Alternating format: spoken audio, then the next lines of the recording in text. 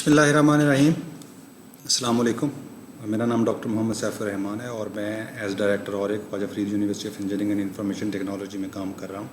जैसा कि मैंने अपने फेसबुक पेज पे भी प्रॉमिस किया था कि हम interview tips to secure a faculty position उस पर बात करेंगे, क्योंकि मैं ये समझता हूँ कि हमारे बहुत से एमएस ग्रेजुएट्स या जो लोग अभी एमएस कंप्लीट करने वाले हैं और इसी तरह से पीएचडी ग्रेजुएट्स या वो लोग जो पीएचडी कंप्लीट करने वाले हैं वो यूनिवर्सिटी फैकल्टी पोजीशन के लिए दे will be struggling in coming days.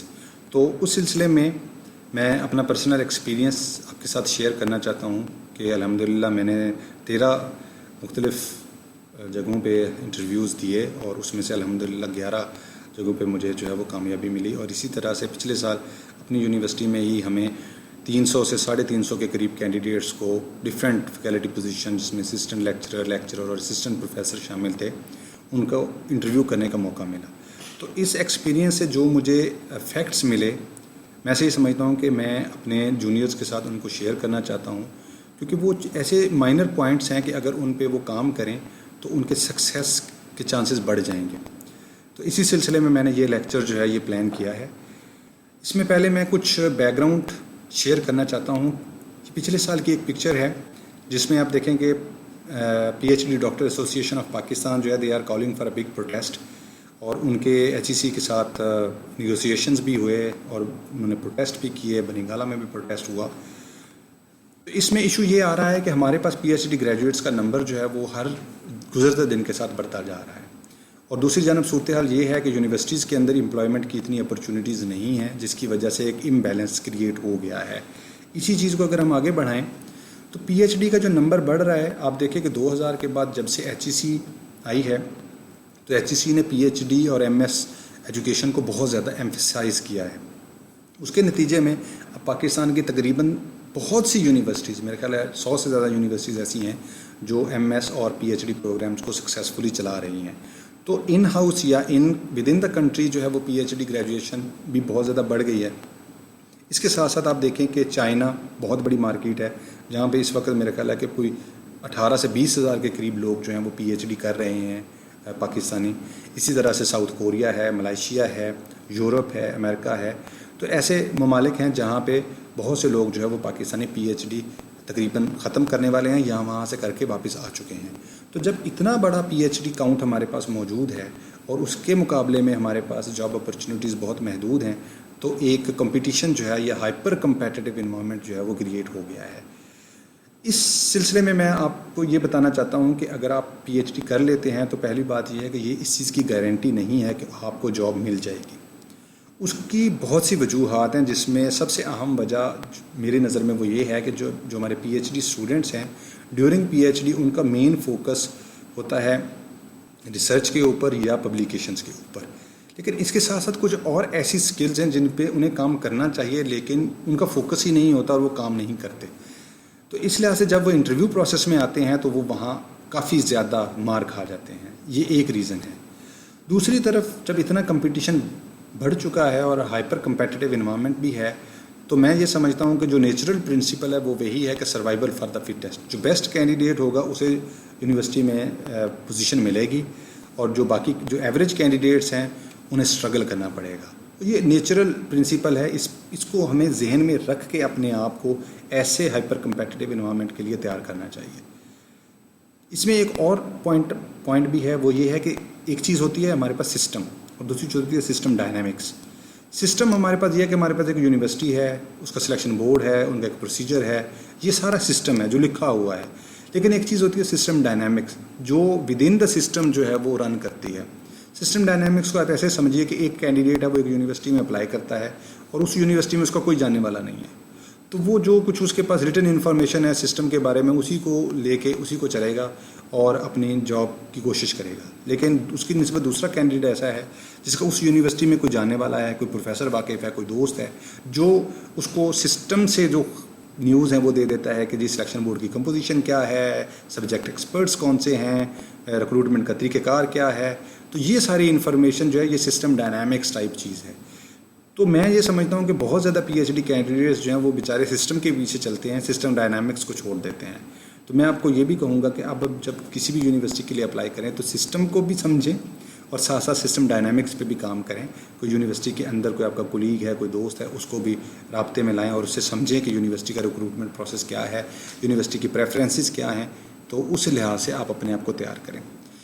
एक आखिरी चीज़ जो मैं समझता हूँ कि इस कम्पिटिटिव इन्वायरमेंट के अंदर बहुत चैलेंजिंग है, वो है मिसिंग स्किल सेट। मैंने पहले भी जिक्र किया कि पीएचडी स्टूडेंट्स जो हैं वो अपनी पीएचडी के दौरान उनका ज़्यादा फोकस रिसर्च और पब्लिकेशंस के ऊपर होता है, लेकिन एक बहुत ब्रॉड कैटेगरी है स्किल सेट की जिस पे उन्हें काम करने की ज़रूरत है।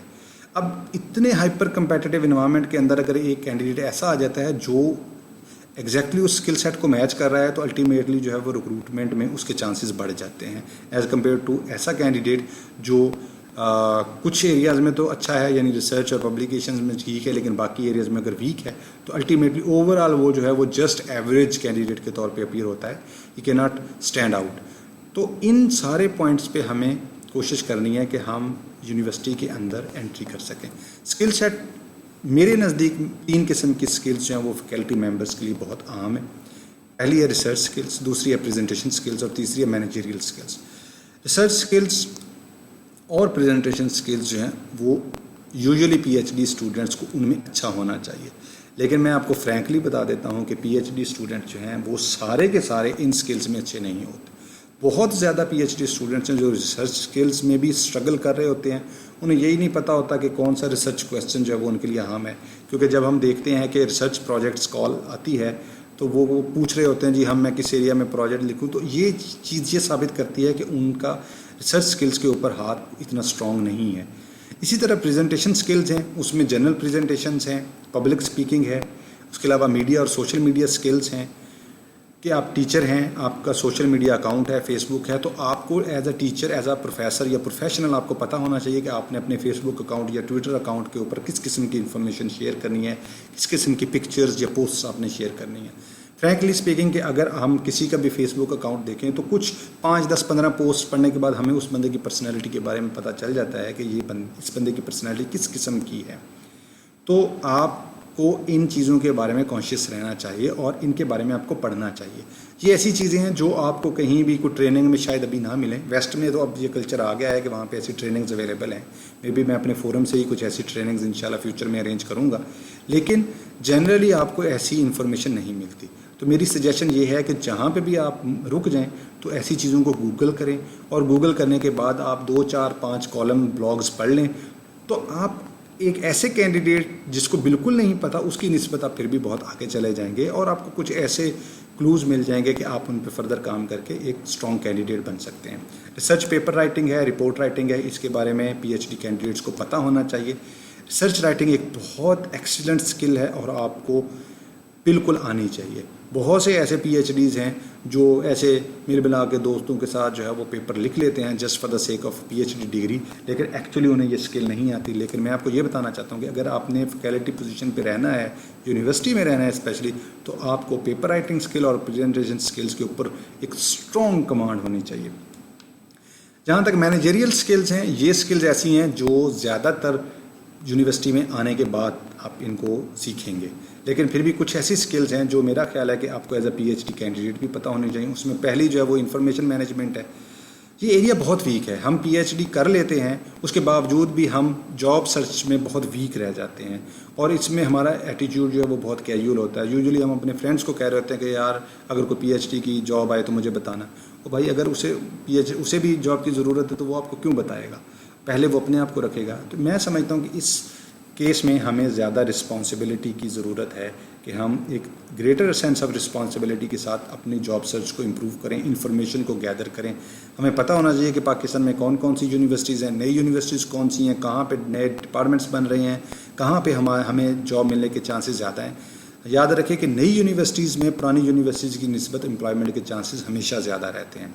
तो अगर आपकी इन्फॉर्मेशन मैनेजमेंट स्ट्रॉन्ग है तो आपके चांसेस भी स्ट्रॉन्ग हैं। टाइम मैनेजमेंट एक दूसरी स्किल है।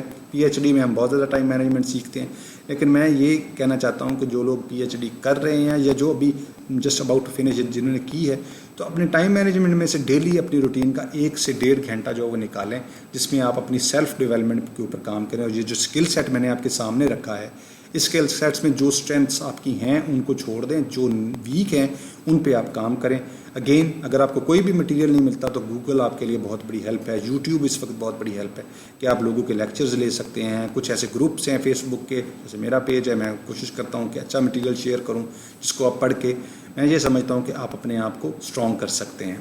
प्रोजेक्ट मैनेजमेंट, HR मैनेजमेंट, ये आप ये फैकल्टी में आने के बाद सीखेंगे।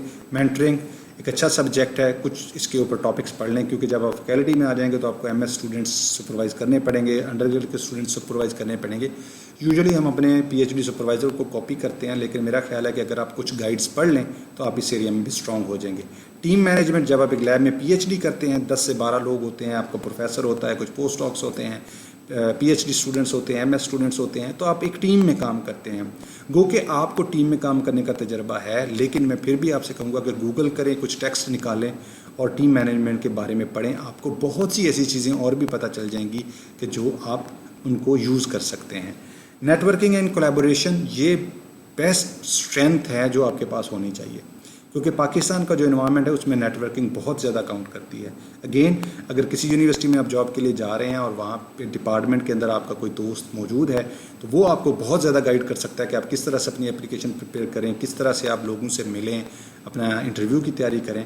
तो इस बारे में आप हमेशा याद रखें कि नेटवर्किंग एंड कोलैबोरेशन जो है, इसके लिए आपको हमेशा ओपन रहना चाहिए। पॉलिटिकल स्किल्स हैं, इमोशनल इंटेलिजेंस स्किल्स हैं, ये ऐसी स्किल्स हैं, सीधी सी बात है कि हमारे मुआशरे में पॉलिटिक्स है, मुआशरे में है, घरों में है, मोहल्ले में है, मस्जिद में है, तो पॉलिटिक्स को आप अवॉइड नहीं कर सकते। आप जहाँ भी जॉब के लिए जाएंगे आपको किसी न किसी scale and level of politics से वास्ता पड़ेगा। तो इसमें आप सिर्फ कुछ मटेरियल आप फिर गूगल से सर्च कर सकते हैं, 4 से 5 आर्टिकल्स पढ़ेंगे, आपको कुछ रफ आइडिया हो जाएगा कि how you have to manage this office and academic politics in the university.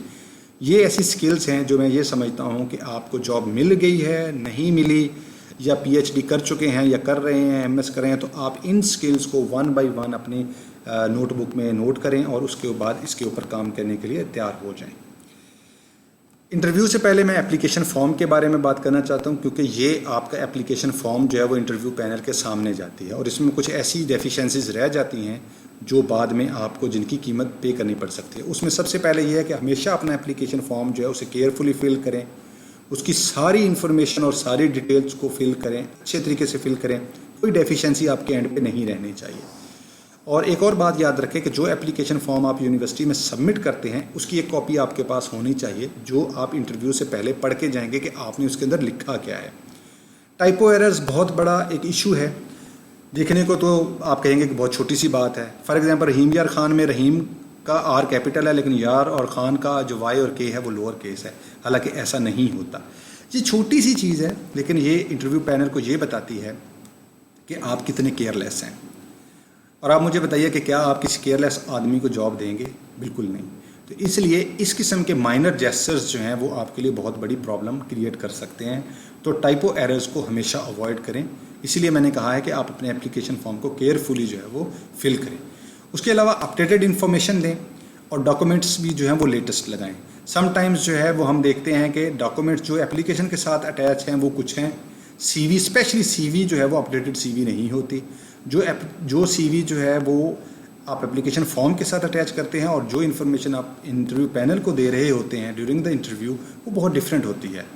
उसमें मैं ये समझता हूँ कि चलें कुछ अपडेट तो मीन वाइल आएगी कि जब आपने एप्लीकेशन सबमिट की और इंटरव्यू के दरमियान का जो गैप है वो अपडेट वो तो ड्यू है, लेकिन फिर भी बहुत से कैंडिडेट्स जो हैं वो अपडेटेड CVs और डॉक्यूमेंट्स अटैच नहीं करते, जिसकी वजह से फिर इंटरव्यू पैनल को ये इंप्रेशन आता है कि कैंडिडेट जो है वो इतना केयरफुल नहीं है। इसके अलावा मिस इन्फॉर्मेशन है, या मैं उसे कहूँगा बैड इन्फॉर्मेशन।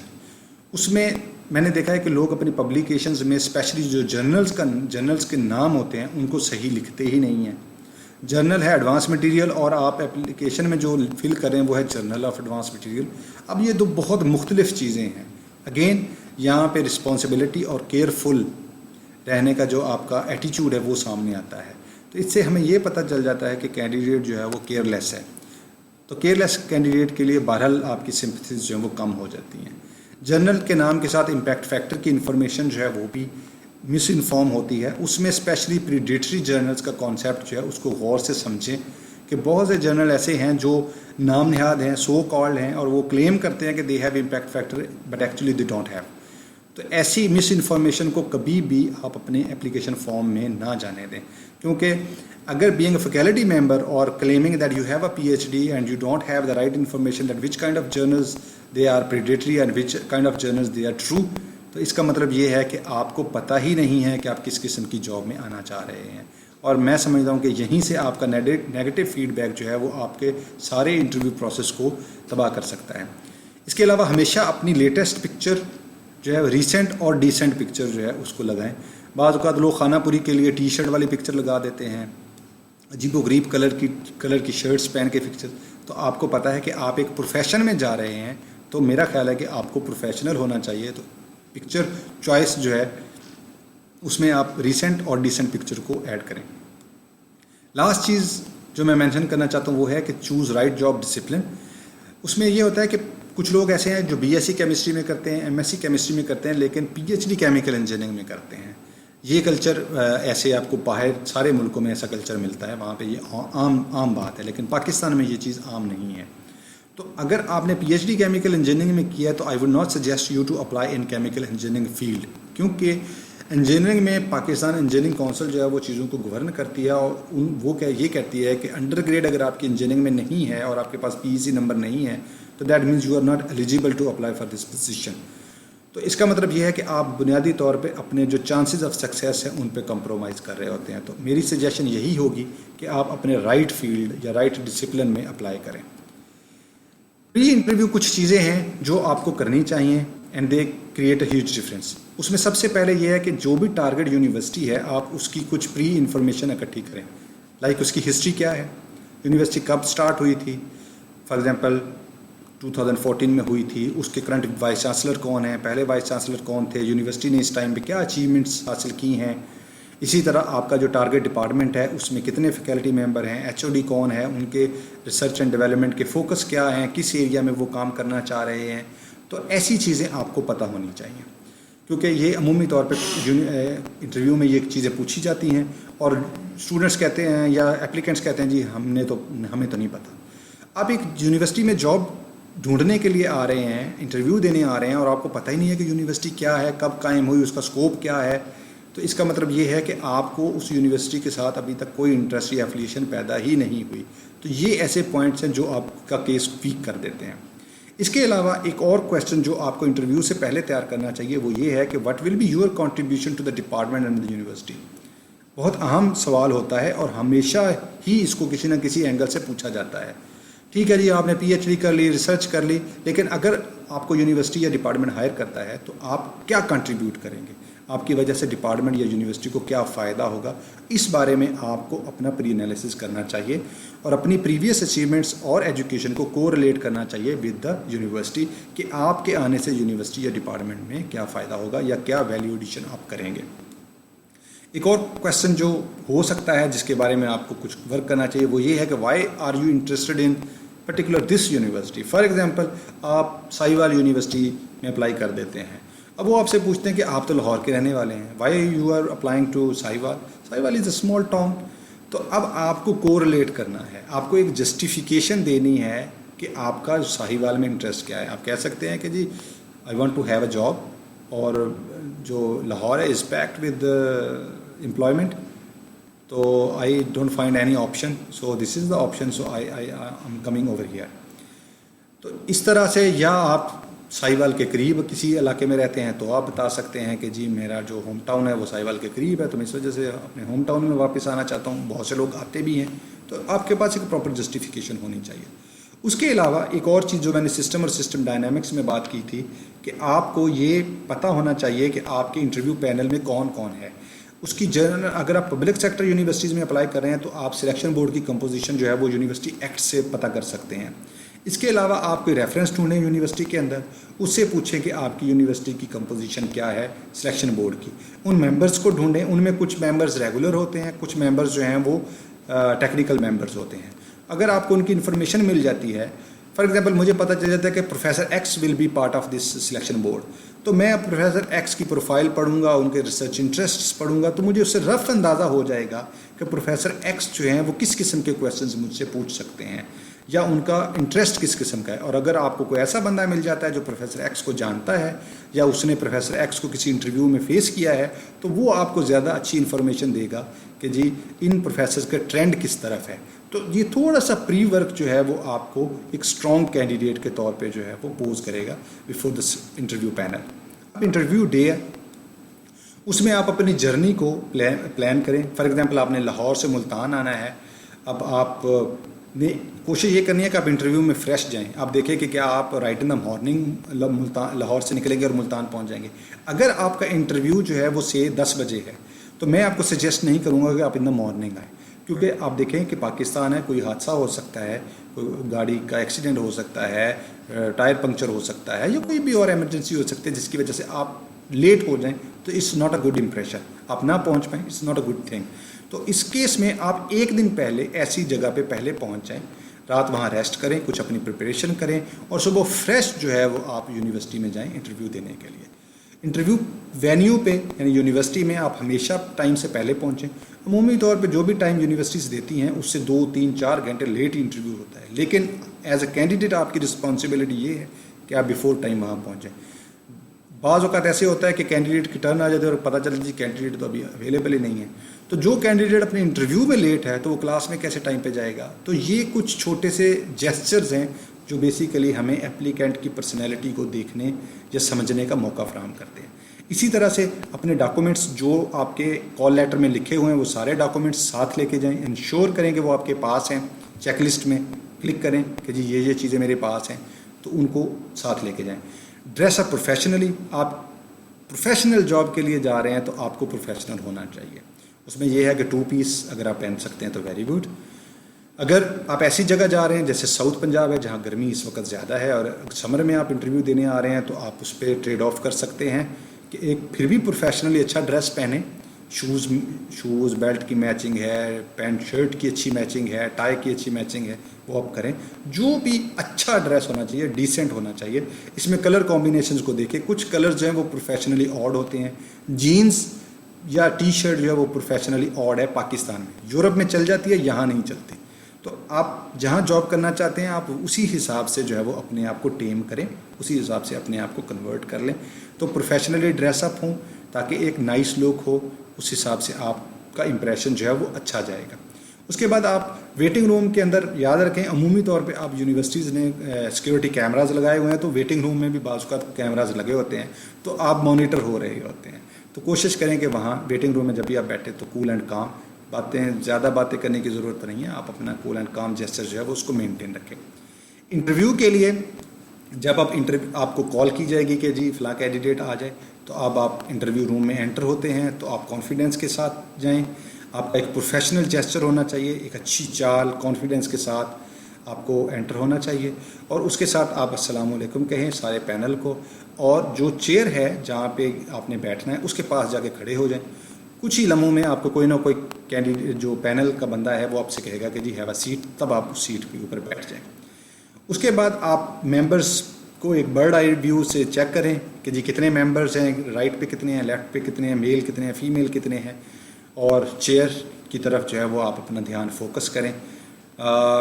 चेयर के अंदर आप कॉन्फिडेंटली बैठें। मैंने इंटरव्यू में नोट किया है कि एक कैंडिडेट हमारे पास आए तो उन्होंने इंतहाई कैजुअल जेस्चर के साथ टांग के ऊपर टांग रख के वो बैठे हुए हैं लाइट से मोड में ऐसे, और वो बात कर रहे हैं। देखिए आप इंटरव्यू में आ रहे हैं, आप प्रोफेशनल हैं, प्रोफेशनल कैरियर स्टार्ट करना चाहते हैं, तो आपका जेस्चर भी प्रोफेशनल होना चाहिए। तो इस सिलसिले में मैं ये कहना चाहता हूँ कि आप चेयर के अंदर कॉन्फिडेंस के साथ बैठें। आप इतना जेस्चर आपका हो कि आपका कॉन्फिडेंस जेस्चर से ही पता चल रहा हो कि आप कॉन्फिडेंस हैं, आप नर्वस नहीं हैं। फ्रैंकली नर्वस आप होंगे, लेकिन आप उस नर्वसनेस को अपने ऊपर सवार ना कीजिए, थोड़े टाइम के अंदर आपकी वो नर्वसनेस ख़त्म हो जाएगी। जो अच्छे पैनल्स होते हैं वो कैंडिडेट को थोड़ा सा सेटिस्फाई करते हैं, उसे पीसफुल इन्वायरमेंट में फ्रैंकली उससे बात स्टार्ट करते हैं ताकि वो अपना कॉन्फिडेंस जो इनिशियल फियर है उसको रिमूव करे और कॉन्फिडेंस के साथ जो है वो इन हो। तो आप उसी टाइम स्लॉट के अंदर जो है वो आप अपना कॉन्फिडेंस गेन कर लें। जो चेयरमैन हैं, chairman of the selection board या सिलेक्शन कमेटी, आप उनका वेट करें क्योंकि वही इंटरव्यू स्टार्ट करेंगे या वो किसी को इशारा करेंगे जो आपसे जो है वो कहेगा कि जी अब आप यू कैन टॉक। लेकिन इंटरव्यू के लिहाज से जो सबसे अहम और सबसे पहला क्वेश्चन है, और मैं समझता हूँ कि बुनियादी तौर पे क्वेश्चन ही ये है, वो ये होता है कि प्लीज़ इंट्रोड्यूस योरसेल्फ। अब ये क्वेश्चन इसको ऐसे समझें कि आपने अपने आप को प्रेजेंट करना है, मैं कहता हूँ मार्केट करना है, तो अपने आप को प्रॉपरली मार्केट करें, ठीक है।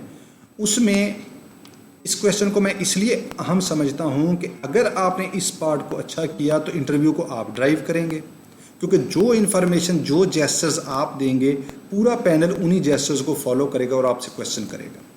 लेकिन अगर आपने इस एरिया को वीक छोड़ दिया तो फिर पैनल डोमिनेंट हो जाएगा, फिर पैनल आपको चलाएगा। एग्जाम्पल मैं आपको ये देता हूँ कि अगर आप मुझे कहें कि introduce my self and your self, तो मैं कम से कम 5 से 10 मिनट, बल्कि 10 मिनट तक मैं बोलता रहूँगा और I will keep on introducing my self. और उसमें इतनी इन्फॉर्मेशन होगी कि पैनल जो है वो they have to listen me और ultimately they will prepare questions out of that. अब वो क्वेश्चन उसी इन्फॉर्मेशन में से बनाएंगे जो मैंने उन्हें दी है। That mean I will be driving the interview. तो उसकी बजाय उसमें मैं ये समझता हूँ कि अगर आप थोड़ी सी तैयारी कर लें तो आप इस पार्ट को बहुत अच्छा कर सकते हैं। तो इंट्रोड्यूस योरसेल्फ में सबसे पहले अपना बैकग्राउंड, कि आप कहाँ से बिलोंग करते हैं, बहुत छोटी सी इन्फॉर्मेशन कि आई बिलोंग टू फैसलाबाद। ये एजुकेशन के बारे में बात करें, एजुकेशन में आप बीएस से स्टार्ट करें, बीएस, एमएस और पीएचडी, और अगर पोस्ट ग्रेजुएट है तो उसके बारे में बात करें। इसी तरह से यानी नीचे से ऊपर की तरफ बात करें। और उसके बाद आप अगर आपके ग्रेड्स अच्छे हैं, सीजीपीए अच्छे हैं, आपके पास गोल्ड मेडल है, कोई डिस्टिंक्शन है, आप उसकी बात कर सकते हैं जो एजुकेशन रिलेटेड है। रिसर्च के बारे में बात करें, इसके बारे में मैं बताऊंगा कि रिसर्च में कौन कौन सी चीज़ें हैं जो आप बता सकते हैं। ये मैं अगले स्टेप में आपसे बात करता हूँ। अपने एक्सपीरियंस के बारे में बात करें, अगर आपका कोई प्रायर एक्सपीरियंस है तो आप उसके बारे में बात करें, लेकिन रेलेवेंट एक्सपीरियंस को फोकस करें। जो इररेलेवेंट एक्सपीरियंस है उसको मेंशन ज़रूर करें, लेकिन स्लाइटली उसमें से गुजर जाएं। उसके बाद अपने अवार्ड्स एंड ऑनर्स, आपने कोई गोल्ड मेडल विन किया है, आपको कुछ स्कॉलरशिप्स मिले हैं, आपको कोई बेस्ट प्रेजेंटेशन अवार्ड मिले हैं, ऐसी कोई भी चीज़ रेलेवेंट जो एकेडमिक या रिसर्च पार्ट में से है वो अगर आपको मिली है तो आप उसको ज़रूर मेंशन करें। इससे आप स्ट्रेंथन होंगे। अपनी स्ट्रेंथ्स बताएं, लाइटली 3-4 स्ट्रेंथ्स बता दें। अपना पॉसिबल कंट्रीब्यूशन 1-2 लाइनर कि अगर आपको सिलेक्ट किया जाता है तो what kind of contribution you will make to the department of the university, इसको आप लिख लें, उस हिसाब से बता दें। हॉबीज़ के बारे में बात करें। अब ये तो हो गया उसका स्ट्रक्चर जो मैं समझता हूँ, ये कोई इल्हामी नहीं है, नाउज़ बिल्ला, ये मेरी राय है, गलत भी हो सकती है, आप इसको देख लें, एक सैम्पल के तौर पे आप इसको अमेंडमेंट कर लें। अब मेरी सजेशन आपसे ये है कि इसको प्लान करें और इसको लिखें, राइट इट डाउन, और इसकी प्रैक्टिस करें, डैम प्रैक्टिस। जितना स्ट्रॉन्ग ये आपका एरिया होगा इंट्रोड्यूस योरसेल्फ वाला, उतना ही स्ट्रॉन्ग आप इंटरव्यू में चलेंगे। इसमें एक और चीज़ को ज़हन में रखें कि बाज़ औक़ात वो आपसे कहते हैं कि जस्ट अ ब्रीफ इंट्रोडक्शन, बाज़ औक़ात वो कहते हैं इंट्रोड्यूस योरसेल्फ। अब आपके पास 2 किस्म के इंट्रोडक्शन तैयार होने चाहिए, एक ब्रीफ हो जो क्विकली 2 से 3 मिनट में ख़त्म हो जाए, और एक जो है वो थोड़ा सा लेंथी हो जो उससे ट्वाइस द टाइम आप कवर कर सके। तो आप दोनों मॉडल को तैयार करें, दोनों को ही साथ लेके चलें, और आप ऐसे समझें कि जैसे आपके दिमाग में बटन है, आपको कहते हैं ब्रीफ, तो ब्रीफ वाला बटन क्लिक किया, आप स्टार्ट हो गए, और या इंट्रोड्यूस योरसेल्फ तो आप उस हिसाब से उनको चला रहे हैं। अच्छी कम्युनिकेशन स्किल्स के साथ जाएं, और कम्युनिकेशन स्किल्स में मैं आपको यही रिकमेंड करूंगा कि start with English and with very good English. English में भी प्रॉपर इंग्लिश की बात करूंगा, और प्रॉपर इंग्लिश से मेरी मुराद ये है कि जो हमारे इलाकाई लहजे हैं, जैसे हो सकता है कि यकीनन आपको मेरे लहजे में, उर्दू के लहजे में भी पंजाबी का लहजा शायद महसूस हो रहा होगा, तो ये हमारे लहजे हैं। इसी तरह से हमारे जो लहजे हैं, सिंधी है, बलोची है, सराइकी है, पंजाबी है, ये हमारी इंग्लिश में भी जो है ये लहजे आ रहे होते हैं। तो मैं आपसे ये कहूँगा कि आप अपनी इंग्लिश की इतनी अच्छी प्रैक्टिस करें, क्योंकि बीइंग अ फैकल्टी मेंबर आपका इंटरनेशनल एक्सपोजर रहेगा, कॉन्फ्रेंसेस होंगी, सेमिनार्स होंगे, आप लेक्चर्स देंगे, आप क्लास पढ़ाएंगे, आप इंटरव्यूज़ देंगे, इंटरव्यूज़ लेंगे, so you need to be very fluent in English. तो इसको जितना प्रैक्टिस कर सकते हैं उतना प्रैक्टिस करें, and introduce yourself is your first starting point where you can practice well. इसके बाद रिसर्च का पार्ट है जो मैं कवर करना चाहता हूँ कि रिसर्च रिलेटेड आपके साथ कैसे क्वेश्चंस हो सकते हैं। रिसर्च अचीवमेंट्स में से ये पार्ट आप अपने इंट्रोड्यूस योर सेल्फ में भी लेके जाएंगे कि how many publications you have with impact factor. Next thing is you must mention your cumulative impact factor. Cumulative impact factor है कि योर टोटल इम्पैक्ट फैक्टर। यहाँ इम्पैक्ट फैक्टर के साथ एक और चीज़ को ज़हन में रखने की फेक इम्पैक्ट फैक्टर के बारे में बात ना करें। पहले भी शायद मैंने बात की है कि कुछ जर्नल्स ऐसे हैं जो प्रीडेटरी जर्नल्स हैं, यानी वो खुद साख्ता जर्नल है, international journal of education, science, engineering, technology, management. अब ये जर्नल्स ऐसे हैं जो मल्टी डिसिप्लिनरी हैं और अमूमी तौर पे दुबई, अबू धाबी, ये पाकिस्तान, इंडिया, बांग्लादेश, अफ्रीका, इस तरह के जगहों से ये ऐसे जर्नल्स जो हैं वो पब्लिश होते हैं और उन्होंने खुद साख्ता SIF स्पेशल इम्पैक्ट फैक्टर भी अलॉट किया होता है। तो ऐसी चीज़ें आप बिल्कुल भी अपनी CV में, अपने इंटरव्यू में ना लेके जाएं, क्योंकि जो पैनल है वो आपसे ज़्यादा लर्नर्ड है, उन्हें इन सारी चीज़ों का पता है और उन्हें प्रीडेटरी जर्नल का भी पता है। तो अगर आप ऐसी इन्फॉर्मेशन लेके जाएंगे तो मेरा ज़ाती ख्याल ये है कि फ़ायदे की जगह आपको नुकसान हो जाएगा।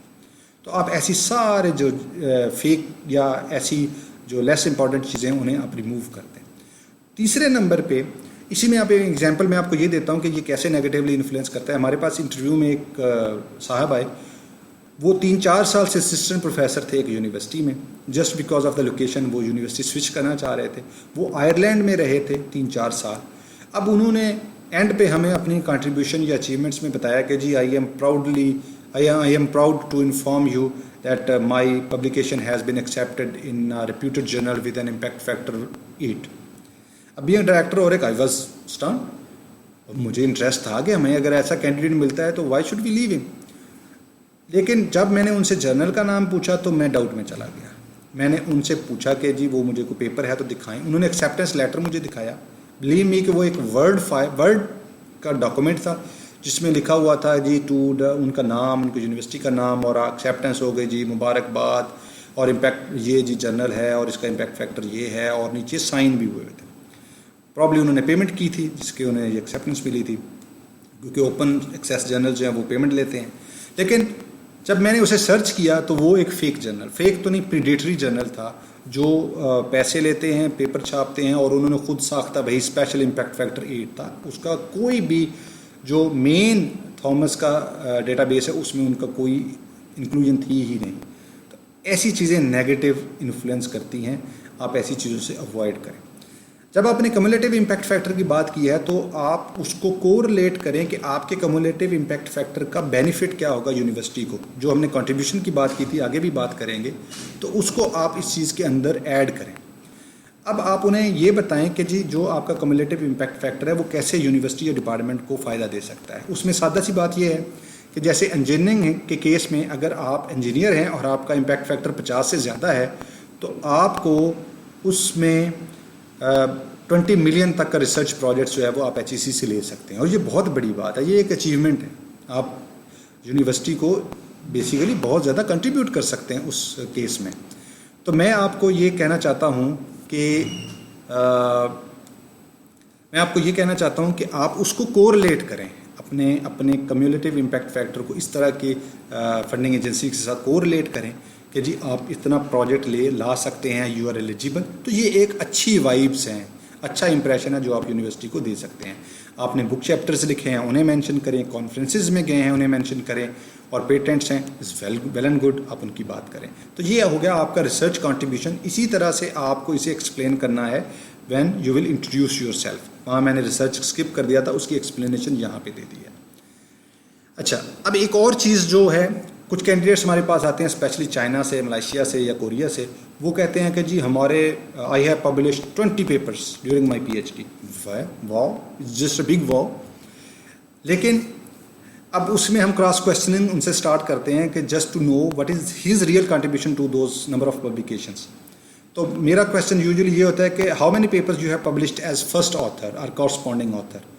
अब अगर आपके 20 पेपर हैं और 2 पेपर आपने फर्स्ट ऑथर पब्लिश किए हैं, तो अब मुझे पता है कि स्टोरी क्या है, ये स्टोरी आपको नुकसान देगी। अब इसी स्टोरी को अनकोड करने के लिए हम आपसे फिर अगला क्वेश्चन ये पूछते हैं कि what is the impact of your research. Okay, we know you have so many number of publications, but what is the real impact of your research. अब यहाँ पे आके वो कैंडिडेट्स चोक हो जाते हैं या आय शाएँ शुरू हो जाता है। तो याद रखें कि आप जो रिसर्च करते हैं आपको पता होना चाहिए कि उसका इम्पैक्ट क्या है। आपकी बेसिक रिसर्च है तब भी आपको ये पता होना चाहिए कि आप इस रिसर्च को further advancement of the field कैसे लेके चलेंगे। यहीं से एक और सवाल आता है और वो है नॉवेलिटी का। जो लोग जिन्होंने पेपर पब्लिश किए हैं उन्हें पता होगा कि एडिटर सबसे पहला क्वेश्चन ही आपके सामने ये रखता है कि what is the novelty of your research paper. और अगर आपको पता ही नहीं है नॉवेलिटी क्या है तो you are unable to publish that paper in a good journal. तो इस चीज़ को अवॉइड करने के लिए आपको ये चीज़ें पता होनी चाहिए कि what is the real impact of your research. Such papers are something, but research impact is also something really good and solid. तो उससे आप उसके लिए एक हल ये है कि आप अपनी एक रिसर्च स्टेटमेंट बनाएं, गूगल करें कि व्हाट इज़ रिसर्च स्टेटमेंट, और फिर 2-4 फॉर्मेट्स पढ़ने के बाद आप अपनी एक रिसर्च स्टेटमेंट बनाएं। तो मेरा ख्याल है कि आपके पास एक बहुत सॉलिड मटेरियल होगा जो आप किसी भी सिलेक्शन पैनल के सामने प्रेजेंट कर सकते हैं। इसके बाद क्वेश्चन है कि what can you contribute to department and university। ये पहले भी मैंने आपसे बात की थी। एक चीज़ तो मैंने अभी आपसे कर दी कि कम्युलेटिव इम्पैक्ट फैक्टर की बेस पे आप कितनी फंडिंग HEC से विन कर सकते हैं। This is a likelihood you will apply, लेकिन आप अप्लाई भी तो तभी करेंगे ना व्हेन यू आर एलिजिबल।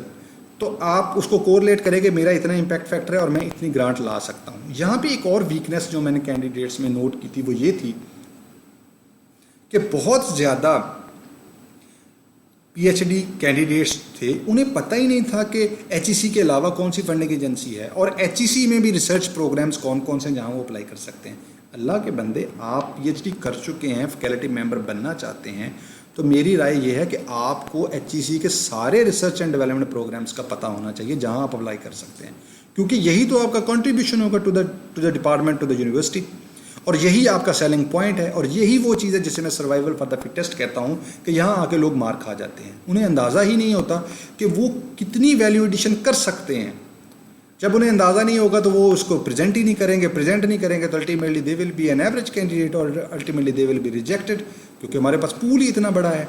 तो इसलिए PhD कैंडिडेट के तौर पे या PhD ग्रेजुएट के तौर पे आपको ये पता होना चाहिए कि आपके पास लोकल फंडिंग एजेंसीज कौन सी हैं। HEC है, PSF है, PSF 5-6 प्रोग्राम चला रही है, HEC को 10 के करीब प्रोग्राम चला रही है। नेशनल में, इंटरनेशनल में TWAS है, TWAS 3-4 प्रोग्राम आपको ऑफर कर रही है। चाइना के साथ आप पाक चाइना PSF NSFC कर सकते हैं। पाक कोरिया का भी एक प्रोग्राम है, हिडन है लेकिन है, ठीक है। IFS international foundation for science वो ऑफ़र करती है फ्रेश PhDs को। ये सारी अपॉर्चुनिटीज़ आपको पता होनी चाहिए।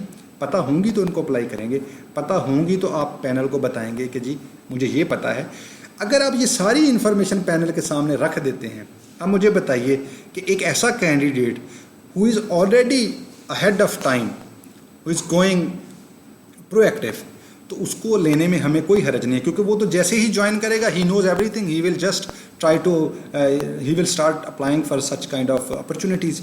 तो ये बहुत स्ट्रॉन्ग चीज़ है, इसको आप साथ लेके चलें और इस पर वर्क करें अपनी प्रोफाइल के अंदर। उसके बाद टीचिंग है।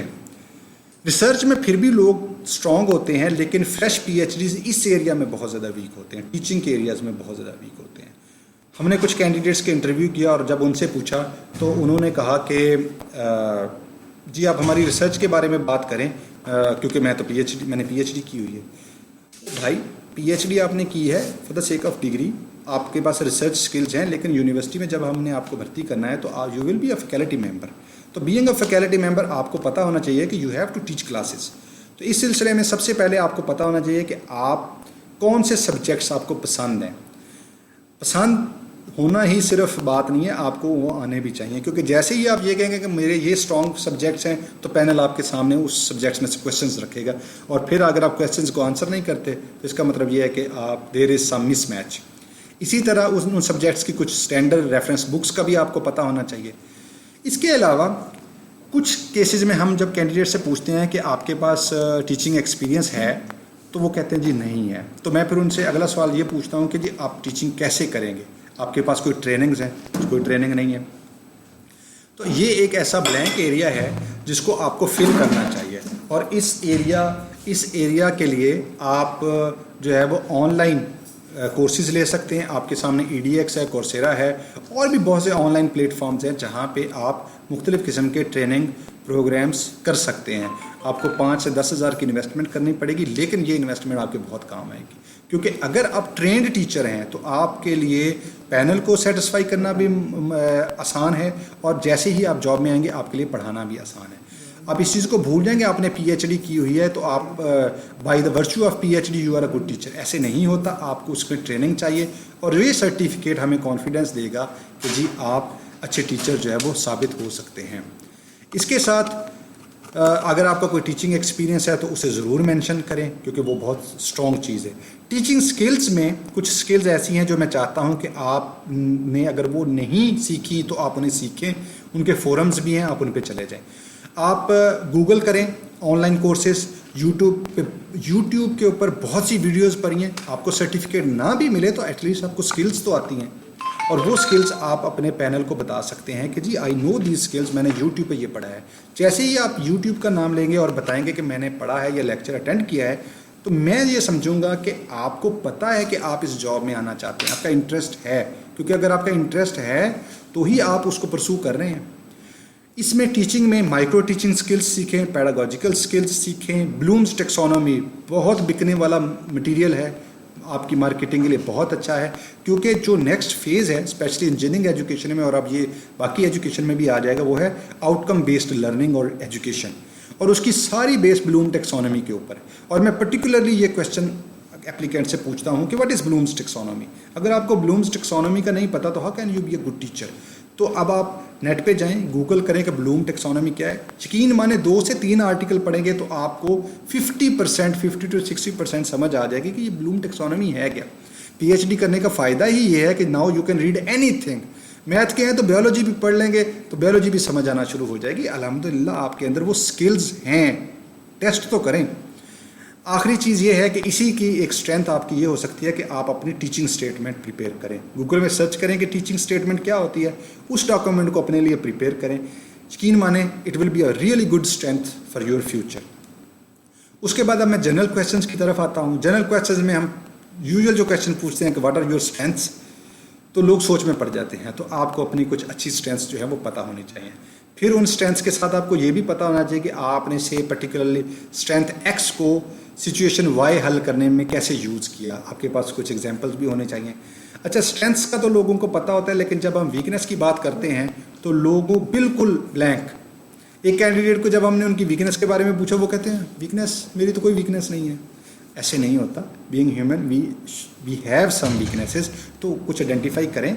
उनको आइडेंटिफाई करने का मतलब ये नहीं है कि यू आर वीक कैंडिडेट। उनको आइडेंटिफाई करने का मतलब ये है कि आपको अपनी वीकनेस का पता है, you can work on that weakness and you can improve your self. और उसके बाद हम आपसे पूछते हैं फिर वही कि आप इस यूनिवर्सिटी में क्यों इंटरेस्टेड हैं, आपका पोस्ट डॉक के लिए क्या प्लान है। उसका पूछने का मकसद ये होता है कि आप पोस्ट डॉक पे जाएंगे तो university has to manage the resources, has to share the workload, how we will do that.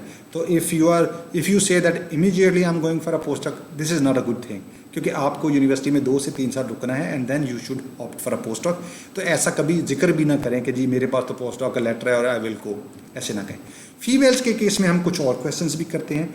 उनका मकसद उनकी पर्सनल लाइफ को खंगालना नहीं होता, बल्कि अपनी अंडरस्टैंडिंग, और यूनिवर्सिटी ने बहरहाल एक डिसीजन करना होता है तो उसको हम उस इंफॉर्मेशन को यूज़ करते हैं। फॉर एग्जांपल कि आर यू मैरिड। अब मैरिड का पूछना इसलिए भी ज़रूरी है कि आप मुल्तान आ रहे हैं इस्लामाबाद से, यानी आपने मुल्तान की यूनिवर्सिटी में अप्लाई किया है, रहते आप इस्लामाबाद में हैं। तो अब हम पैनल आपसे ये पूछना चाहता है कि जी आप कैसे सर्वाइव करेंगे मुल्तान के अंदर। तो अगर आप मैरिड हैं तो जारी बात है कि आपके जो हस्बैंड हैं वो कोई ना कोई जॉब करते होंगे। अगर उनकी जॉब इस्लामाबाद में है तो आप मुल्तान में कैसे सर्वाइव करेंगे। तो ये ऐसे क्वेश्चंस हैं जो हम उनसे पूछते हैं। मकसद ये है कि हम एक बेहतर डिसीजन कर सकें, और बाज़ औक़ात इन्हीं क्वेश्चंस की बेस पे हम डिसीजन करते भी हैं कि कैंडिडेट बहुत ब्रिलियंट होता है, लेकिन ये जो वेरिएबल्स हैं इस वजह से कि हमें ये होता है कि ऐसा कैंडिडेट छोड़ के चला जाएगा, तो फिर हम ऐसा डिसीजन नहीं लेते, रिस्की डिसीजन। ऐसा एक केस में हुआ भी है कि हमारे पास एक फ़ीमेल कोलीग आई, बहुत एक्सीलेंट कैंडिडेट थी। तो हमने उनसे यही सवाल पूछा कि मैरिड है, उन्होंने कहा जी मैरिड हैं। हमने अगला सवाल पूछा कि आपके बच्चे हैं, उन्होंने कहा जी एक बेटा है। बेटे की उम्र क्या है जी 1 साल। मेरा अगला सवाल उनसे ये था कि 1 साल का बेटा है तो आप कैसे मैनेज करेंगे, you are away from your home town.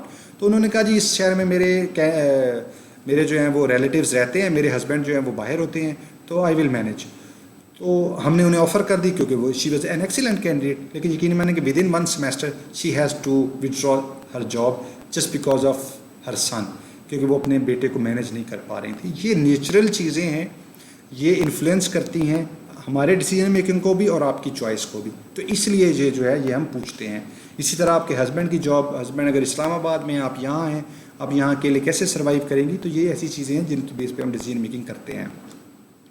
अगर आप मैरिड नहीं हैं, बीइंग फीमेल, आप कब शादी करेंगी? क्योंकि आप अगर शादी करती हैं, फॉर एग्जांपल आप जॉब के साथ ही शादी कर लेती हैं, तो फिर अगेन प्रेगनेंसी है, बच्चे हैं, आपकी लाइफ चेंज होने वाली है। तो ये भी ऐसी चीज़ें हैं जो आपके कैरियर को इफ़ेक्ट करती हैं और यूनिवर्सिटी को उस हिसाब से डिसीजन मेकिंग करनी पड़ती है।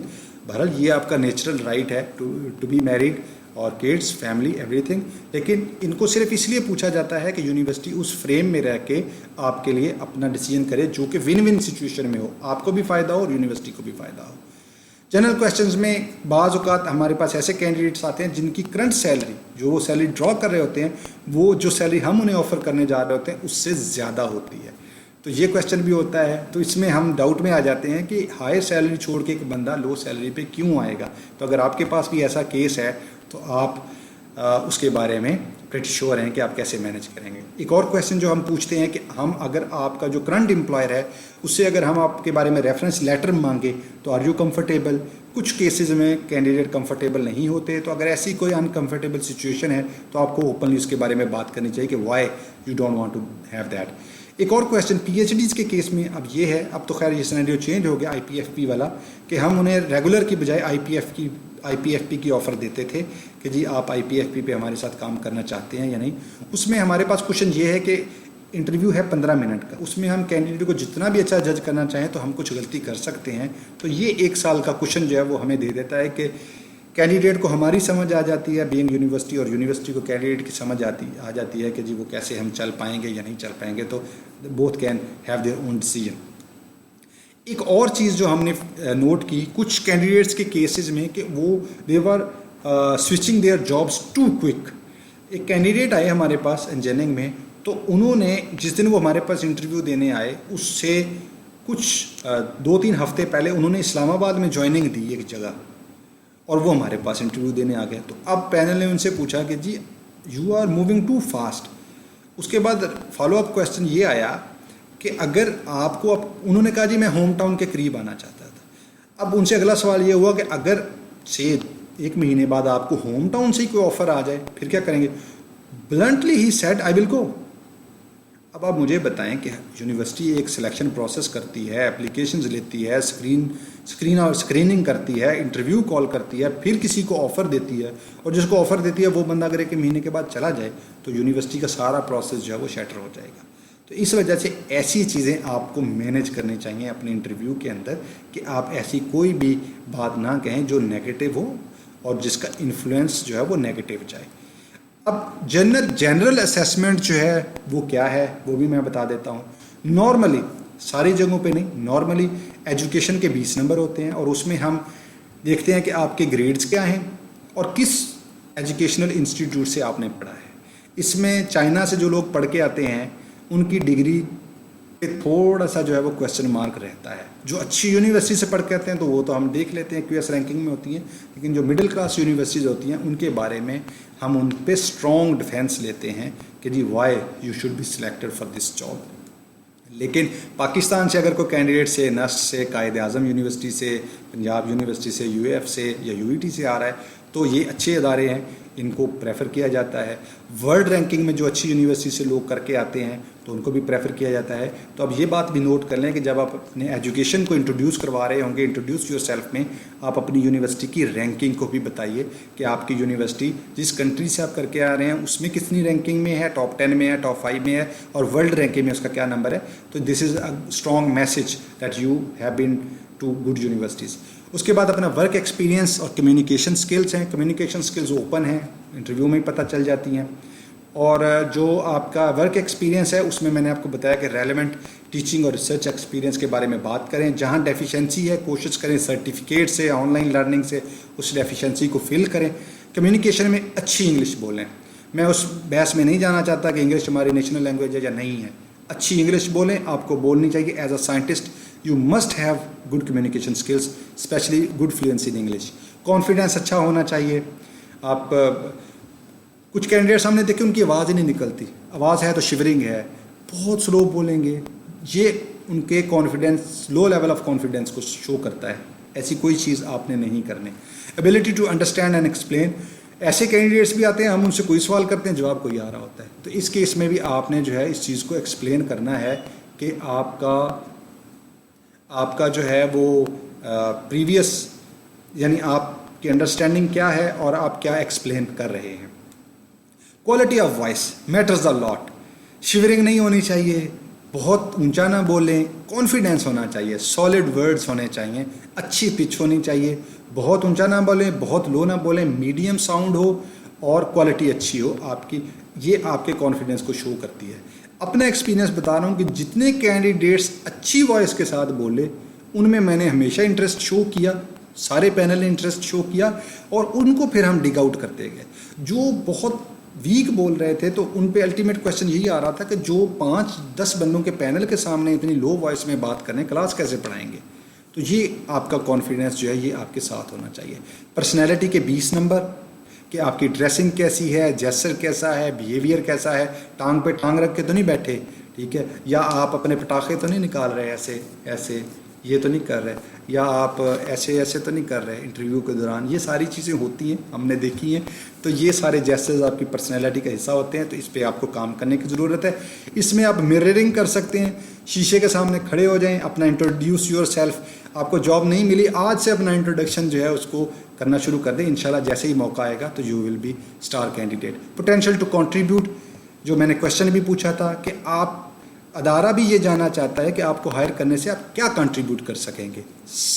सादा सी इन्वेस्टमेंट है कि वो आपको सैलरी देंगे तो आप उस सैलरी के बदले उन्हें क्या देंगे। तो ये सारी चीज़ें, आपकी अचीवमेंट्स क्या हैं, एक्सपर्टीज़ क्या हैं, स्किल्स क्या हैं, whether you will stay in the university for longer और नॉट, और whether you can bring money to the university in the form of research funding. तो ये सारी चीज़ें पोटेंशियल टू कंट्रीब्यूट में आती हैं। फाइनल चीज़ है रिसर्च। आपके पेपर्स कैसे हैं, कैसे जर्नल्स में आपने पब्लिश किया है, आपका कम्युलेटिव इम्पैक्ट फैक्टर कितना है, वेदर यू हैव पेटेंट्स और नॉट, क्या आपके पास ऑलरेडी प्रोजेक्ट्स हैं और you have a potential to write down the projects. तो ये अगली चीज़ है जिसके बारे में हम बात करना चाहते हैं। तो आपको अपने आप को इन एरियाज़ में असेस करना चाहिए और जहाँ वीकनेस है वहाँ आपको इम्प्रूव करना चाहिए। लास्ट मेरी फेवरेट है, मैं आपको दिखा देता हूँ कि मैं हमेशा इस चीज़ के ऊपर बिलीव रखता हूँ, सर्वाइवल फॉर द फिटेस्ट।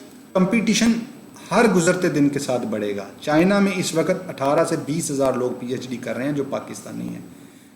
18 से 20 हज़ार नौकरियाँ पाकिस्तान में यूनिवर्सिटीज़ में नहीं होती। इस लिहाज से survival for the fittest, best candidate जो है वही पैनल में या यूनिवर्सिटी में जगह बना पाएगा। And luck favours the prepared mind, ये भी एस्टेब्लिश्ड फैक्ट है कि ये जो हम हर वक्त किस्मत का रोना धोना जारी रखते हैं और ब्लेम गेम और उसने ये कर दिया उसने ये कर दिया, तो उसकी बजाय अपने ऊपर टाइम इन्वेस्ट करें, पैसा इन्वेस्ट करें। पैसा इन्वेस्ट नहीं कर सकते, आप अनएम्प्लॉयड हैं, मैं आप समझता हूँ आपकी पोजीशन। उस सूरत में मैं कहता हूँ यूट्यूब है आपके पास, आई बायोलॉजी है, सर्च तो करें आई बायोलॉजी को, 3 फ्री कोर्सेज अवेलेबल हैं। और आखिरी चीज़ ये है कि आप जो मेरे लेक्चर में जो चीज़ें मैंने आपके सामने रखी हैं, ये मेरा पॉइंट ऑफ व्यू है।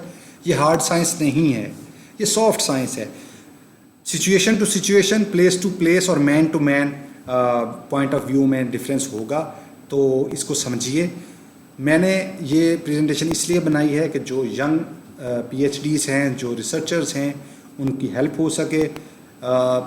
मेरी कोशिश यही है कि आप अपनी ज़िंदगी में कामयाब हों, क्योंकि आप कामयाब होंगे तो पाकिस्तान कामयाब होगा। अल्लाह ताला आपका हामी और नासर हो। Thank you very much.